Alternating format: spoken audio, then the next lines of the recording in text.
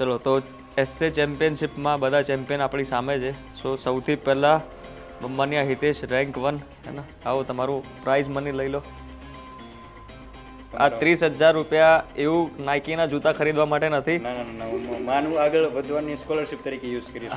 Rank 2 Janvi Jethwa, તો તમને પણ મેની કોંગ્રેચ્યુલેશન એને રેન્ક 2 આવવા માટે. એને ચેમ્પિયનશિપમાં આપણે અહીંયા બ્રેક નથી કરવાનું, હજુ આપણા 55 માર્ક્સ જ છે, એને 75 સુધી લઈ જવાનું છે.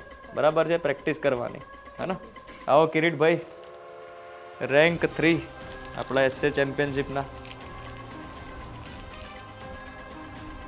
ચલો તમને પણ મેની કોંગ્રેચ્યુલેશન.